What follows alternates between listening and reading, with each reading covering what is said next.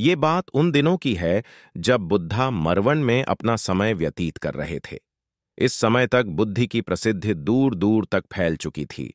बहुत दूर दूर से लोग अपनी चिंताओं और परेशानियों का समाधान खोजने के पास आते थे। ऐसे ही एक दिन जब बुद्धा मरवन में अपने शिष्यों को प्रवचन दे रहे थे, तो एक अधेड़ उम्र का व्यक्ति अपने 2021 वर्ष के पुत्र को अपने साथ लिए बुद्धि की तरफ चला आ रहा था। जब यह प्रवचन स्थल के पास पहुंच गए तो एक नजर उन पर डाली और इशारे से बैठने के लिए कहा। जब प्रवचन समाप्त हो गया और सभी लोग वहां से चले गए तो बुद्ध ने उस व्यक्ति को अपने पास बुलाया और बैठने के लिए कहा। वहां चारों तरफ हरियाली छाई हुई थी। मौसम बहुत सुहाना था और तरह तरह के पक्षियों की आवाजें गूंज रही थीं। ऐसा नजारा देखकर उस व्यक्ति को अंदर से असीम शांति महसूस हो रही थी।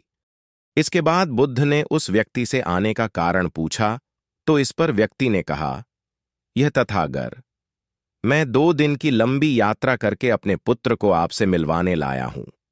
ये मेरा इकलौता पुत्र है और ये हर समय थका थका रहता है। ऐसा लगता है जैसे इसके अंदर कोई जान ही नहीं है, कोई प्राणी नहीं है।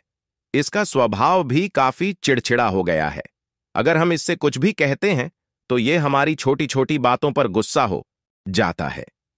इसके देखने की क्षमता भी उम्र से पहले ही कमजोर हो गई है और इसके बाल भी सफेद पड़ने लगे हैं। इतनी कम उम्र में इतनी बड़ी उम्र का लगना मुझे तो कुछ समझ नहीं आ रहा। किसके साथ हो, क्या रहा है तथागर? मैं अपने पुत्र के स्वास्थ्य को लेकर बहुत चिंतित हूं। जब मैं अपने पुत्र को वैद्य जी के पास लेकर गया तो उन्होंने कुछ औषधि दी और कहा, अपने पुत्र को तनाव कम लेने के लिए कहो। वो अपने दिमाग में बहुत अधिक तनाव लेता है, इसलिए उसकी ऐसी हालत हो गई है। लेकिन मुझे उनके बहुत समझाने, इसीलिए तथागत मैं आपके पास आया हूं। कृपया आप मेरी समस्या का समाधान कीजिए। यह सुन बुद्ध उसके पुत्र को बड़े ध्यान से देखते हैं, उसके चेहरे को देखते हैं, उसकी आंखों को देखते हैं और फिर उसके हाथों की नब्ज को भी देखते हैं। यह सारी विधि करने के पश्चात बुद्ध उस व्यक्ति से कहते हैं, तनाव लेना तो कोई नहीं चाहता, लेकिन फिर भी यह तनाव लोगों के दिमाग को दीमक की तरह पकड़ लेता है और व्यक्ति जान भी नहीं पाता कि वह तनाव में जी रहा है।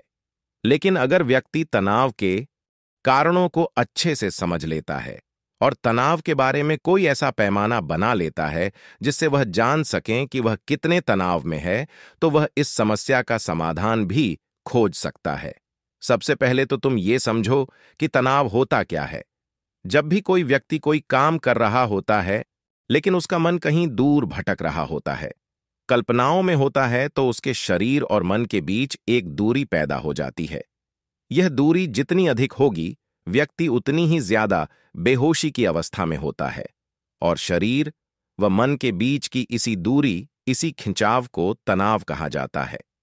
आखिर कोई पसंदीदा खेल खेलने के बाद व्यक्ति चुस्ती और प्रसन्नता से क्यों भर जाता है, जबकि उसने तो अपने शरीर को थकाया है।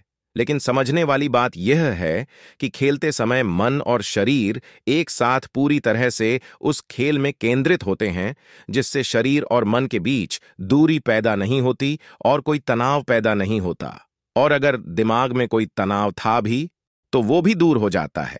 लेकिन इसके विपरीत, जब हम कोई ऐसा काम करते हैं जो हमें पसंद नहीं है, तो हमारा ससुर तो उस काम को कर रहा होता है, लेकिन हमारा मन कहीं दूर कल्पनाओं में भटक रहा होता है, जिससे शरीर और मन के बीच एक दूरी पैदा हो गई और तनाव ने जन्म ले लिया।